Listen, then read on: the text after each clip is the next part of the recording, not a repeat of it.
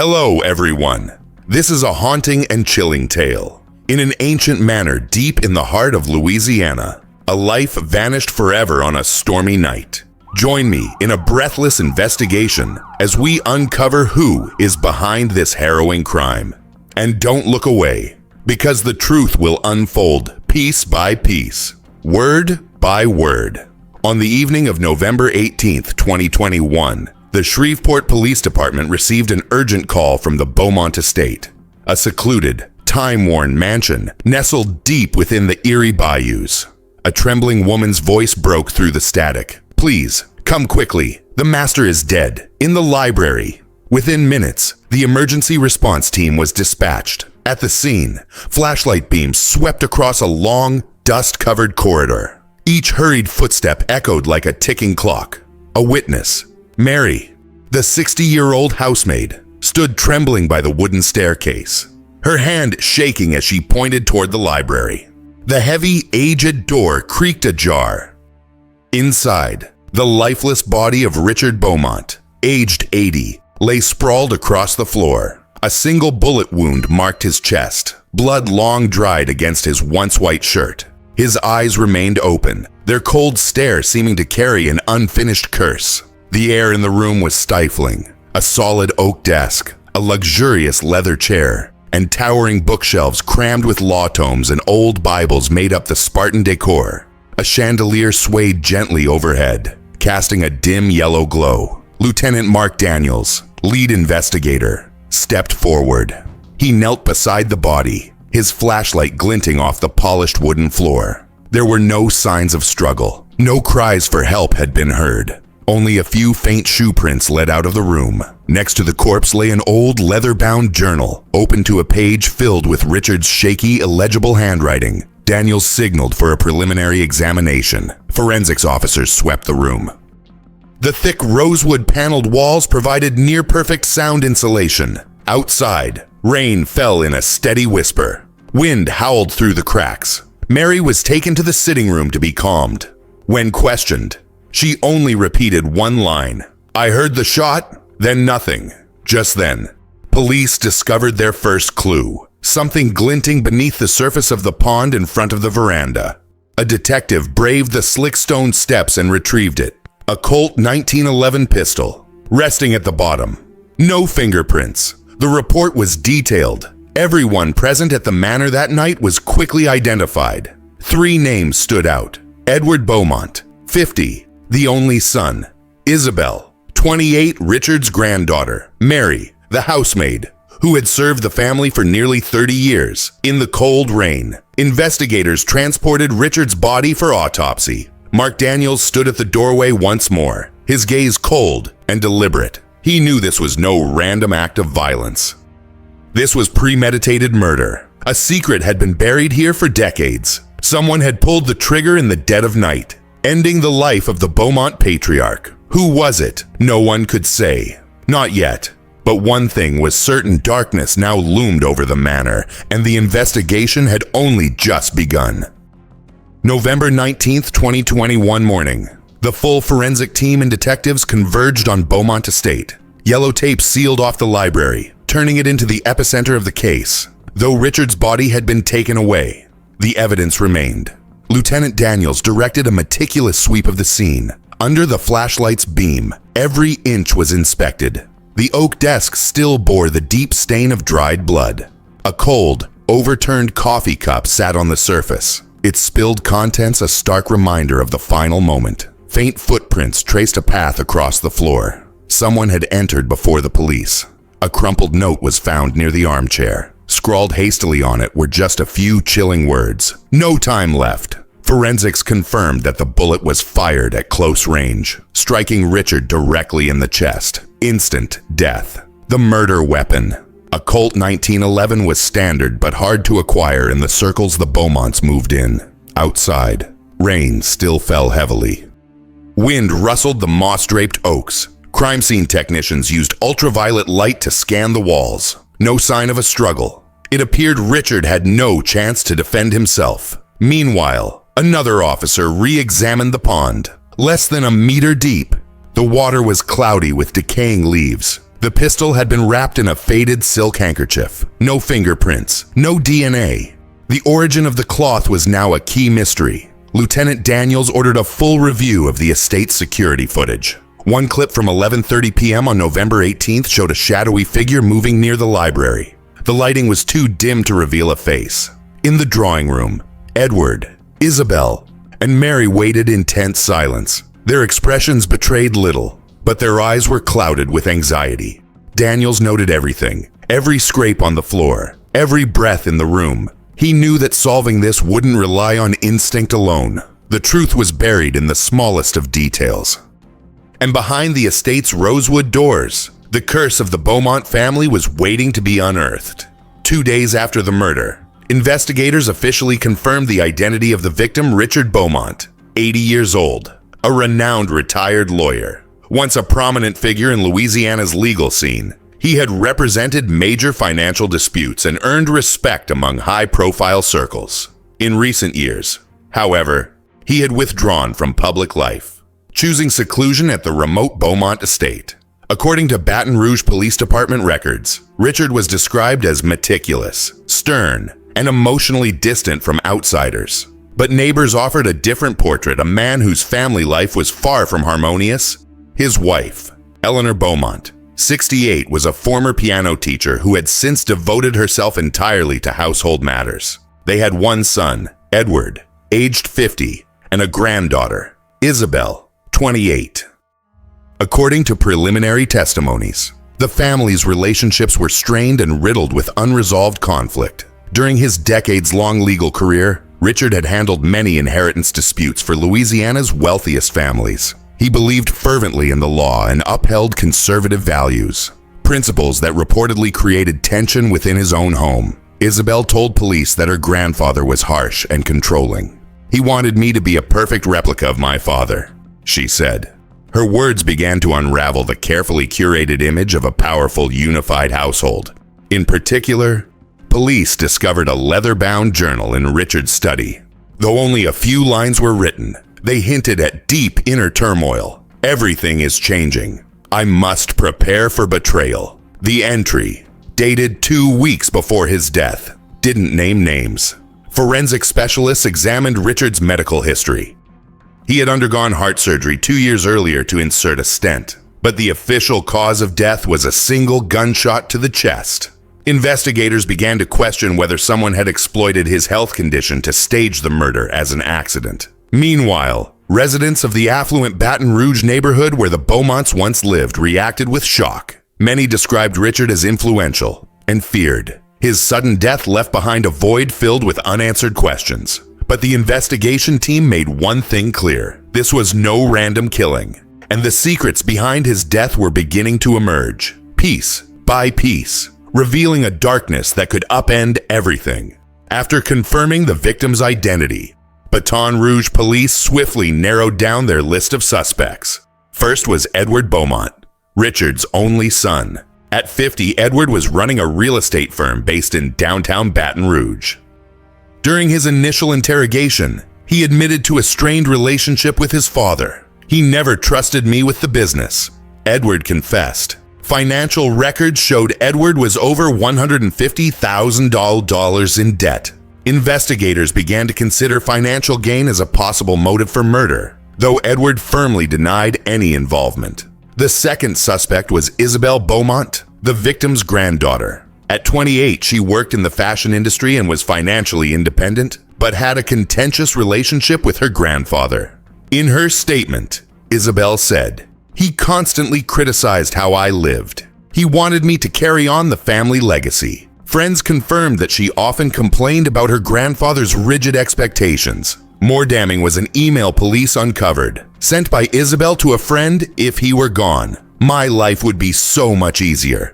The third suspect was Mary, the 60-year-old housekeeper who had served the Beaumont family for over 30 years. Her initial testimony was riddled with inconsistencies. At first, she claimed to have heard only a loud noise. Later, she said she'd seen a shadowy figure near the library. Detectives noted her nervous demeanor, especially when questioned about the bloodstains on her sleeve that night. Mary explained, "I touched Mr. Richard to see if he was still alive. Still, investigators couldn't ignore the possibility that Mary held knowledge of a family secret that could be tied to the motive. While the suspect list appeared limited, police did not rule out the presence of an accomplice or a hidden figure orchestrating events from the shadows. Crucially, none of the 3 suspects had a verifiable alibi for the time of the murder. Meanwhile, forensic analysis confirmed that the gun recovered from the pond was a Smith & Wesson revolver. No fingerprints were found, further deepening the mystery. Lead investigator James Connor stated, "We're examining every single detail." The killer planned this carefully, but no crime stays perfect forever. That night, the Beaumont Estate remained cloaked in a suffocating stillness, each unanswered question digging deeper into the web of family secrets. The killer was still among them, hiding in plain sight, and the truth was waiting, just beneath the surface. On the morning of December 15th, the forensics team released their initial analysis, and it revealed an unexpected detail. A dark blue fabric thread was found snagged in the library door hinge. The fiber didn't match anything Richard Beaumont had been wearing, nor did it resemble the uniform worn by Mary, the housekeeper. Forensic specialists concluded that the thread had been torn from a man's wool overcoat made from a rare fabric not commonly found in the United States. This discovery opened up a new line of inquiry. At the same time, investigators conducted a thorough examination of the desk near where Richard had been found dead. In one of the drawers, they uncovered an old notebook in which Richard had documented private conversations with each family member. The notes detailed conflicts over money and veiled threats from his son, Edward. Hidden beneath the notebook's leather cover was an unsent letter addressed to his personal lawyer, in which Richard requested an amendment to his will, one that would revoke Edward and Isabel's inheritance if they continued to act in bad faith. But the most critical clue emerged during the sweep of the estate's pond, where the Smith & Wesson revolver had earlier been recovered. Deep beneath the mud, divers located a small silver hair clip engraved with the name Isabel. Though caked in sludge, the clip remained intact. It was immediately sent for fingerprint and DNA analysis. As investigators awaited the results, they decided to bring Isabel in for further questioning. In the interrogation room, Isabel appeared visibly unsettled when asked about the clip. She claimed not to remember when or how she lost it. Lead investigator James Connor commented, "This could be an overlooked detail, or a trap set by the killer." The discovery of the hair clip added new complexity to the case. Police now had to consider 2 possibilities. Either Isabel had been present at the scene that night, or someone was trying to frame her. Further complicating matters, security footage near the pond revealed a fleeting figure around 3 a.m. A small silhouette, possibly a child. Neither Edward nor Isabel had mentioned a child being present in their statements. The mysterious sighting raised fresh questions. Could someone, perhaps an unnoticed witness, have seen the crime unfold with each new, perplexing clue? The investigation grew more intense. James Connor emphasized, "Every detail matters." The killer planned this meticulously, but no one can erase every trace. Forensics continued testing DNA from the hair clip and analyzing faint fingerprints found on the dark blue thread. Time was running out, and the race to connect the final pieces had begun. Slowly, the truth beneath the darkness of the old estate began to emerge. On December 16th, the investigation at the Beaumont Estate took another unexpected turn. The team received an anonymous message sent directly to Lieutenant Connor's phone. The message directed them to an abandoned storage room in the estate's outbuildings, a place rarely visited, used only to store forgotten items. The message read clearly, "A crucial clue is hidden inside the wooden chest." Acting immediately, Lieutenant Connor, accompanied by forensic officers and a locksmith, headed to the location. The air was cold and stale. Dust clung to every surface, and the smell of mold hung heavy as they opened the creaking door. In the center of the room stood a locked wooden chest. The lock was still intact. After prying it open, the team discovered a dark blue overcoat, matching the thread found in the library, and a handkerchief embroidered with Edward's name. Both items were stained with dried blood.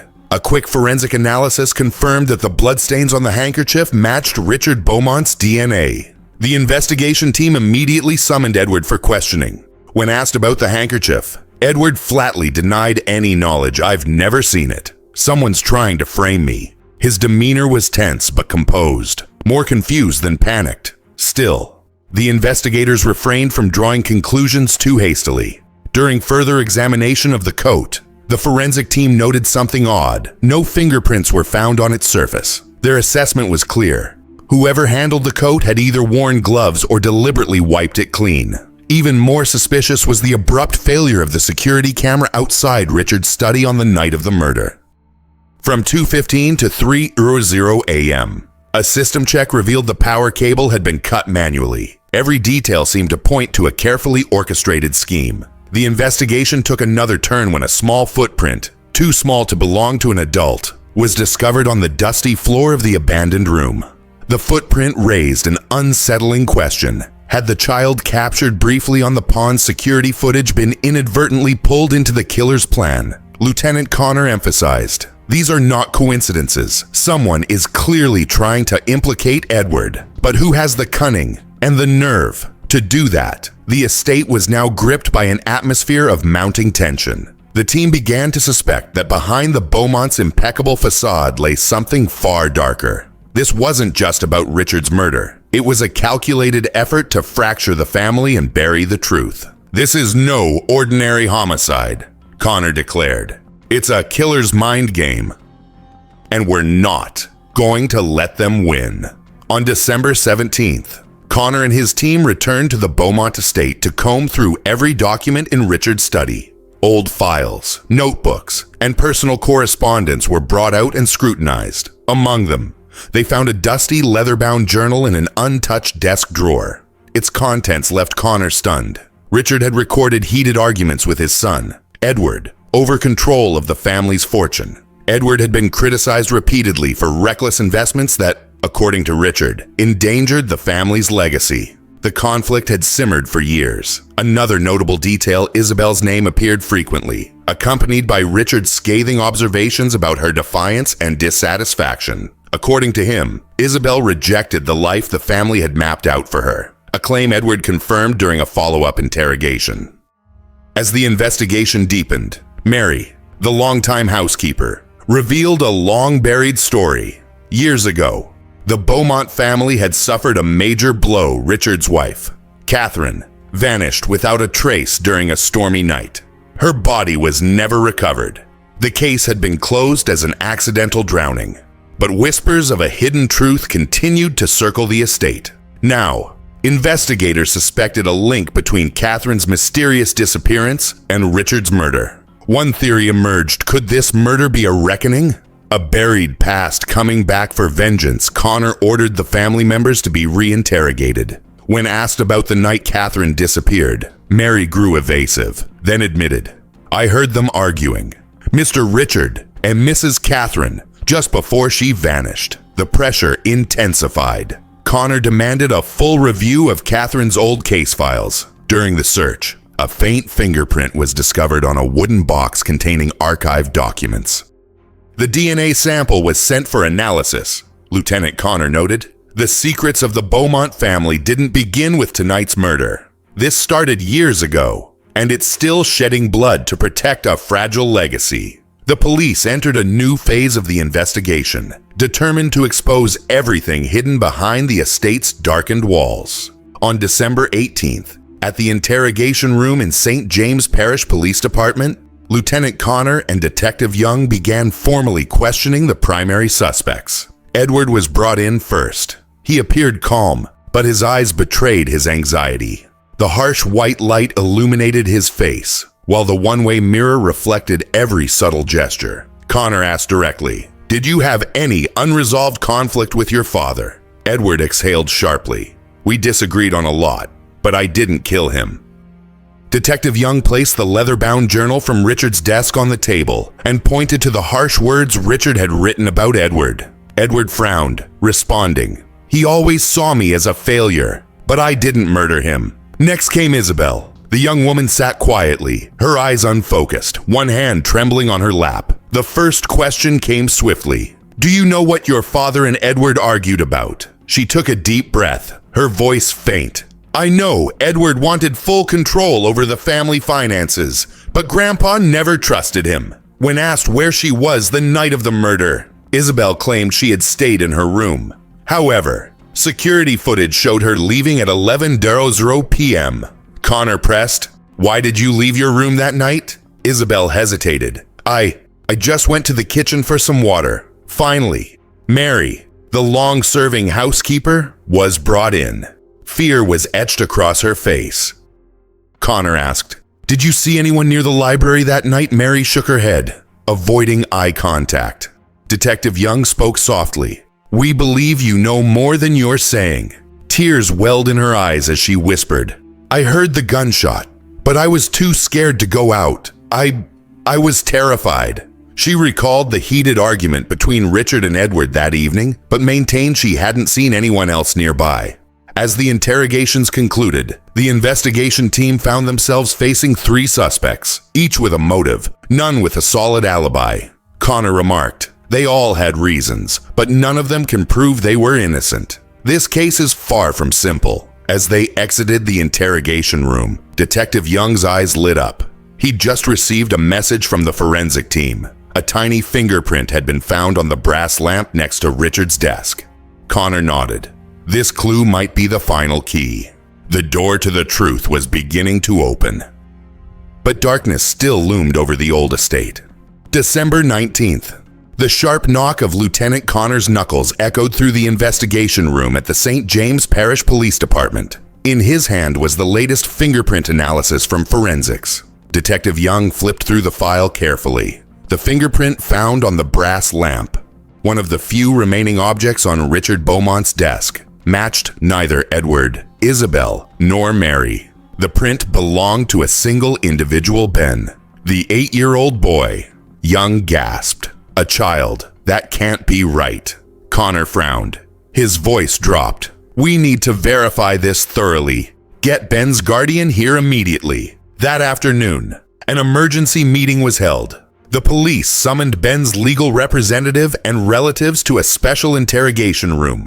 The boy was brought in, his eyes wide with confusion as he scanned the unfamiliar room. Young softened his voice, choosing his words carefully. "Ben, do you remember what you were doing that night?" Ben was silent for a long moment. Then, his hand trembled as he pointed toward the table. I found Grandpa's gun in the drawer. I just wanted to see it, but it went off." Connor exchanged a grave look with Young. They both understood. This was no premeditated murder. In the supplemental forensics report, the wound on Richard's chest indicated a close-range shot, consistent with a small child accidentally pulling the trigger. Mary, the longtime housekeeper, broke down in tears. He didn't know what he was doing. Mr. Richard always kept the gun in the library. I warned him so many times to keep it locked away. Edward and Isabel entered the room, both visibly shaken. "No," Edward shouted. "He's just a kid. He didn't know what he was doing." Isabel covered her face, sobbing. "We hid it. We all knew." Connor clenched the folder in his hand. This wasn't a planned crime. It was a tragedy.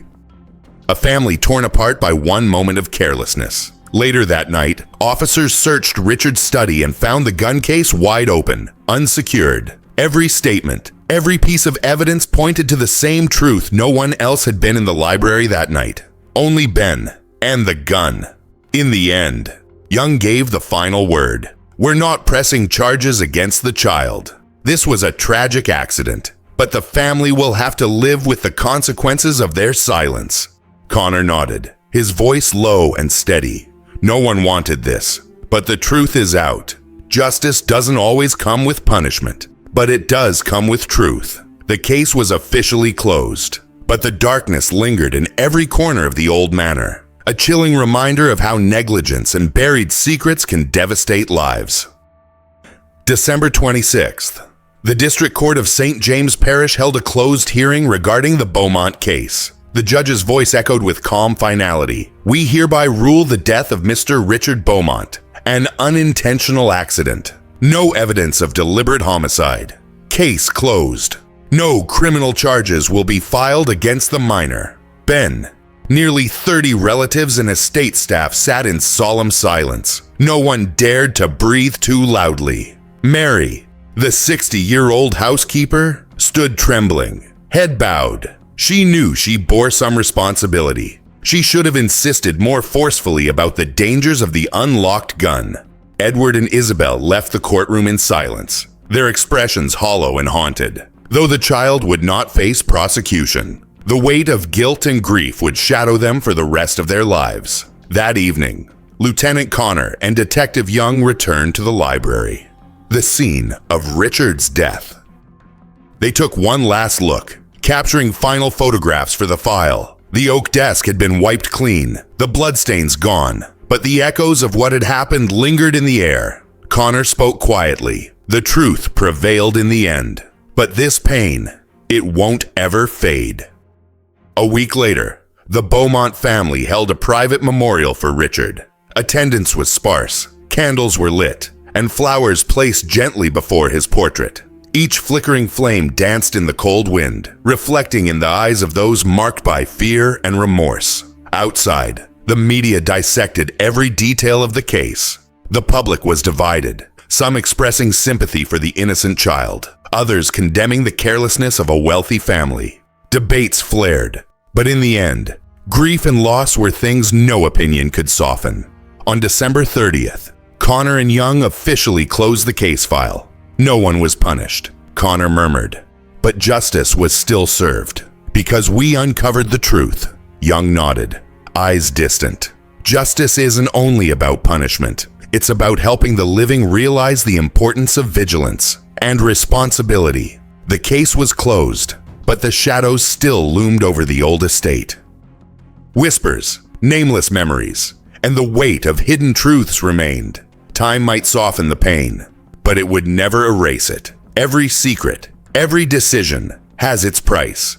And in the house where Richard Beaumont once lived, one question still echoed through the silence: does truth always bring light? Or is it sometimes just another shade of eternal darkness? The story ends here, for now, but its echoes remain. That child, that family, all of them, pieces of a tragedy not easily forgotten. May we learn from them to cherish those we love and never let secrets destroy what matters most. If this story moved you, like and subscribe to follow more gripping investigations. Wishing you a peaceful day, and we'll see you in the next case. Thank you, and goodbye.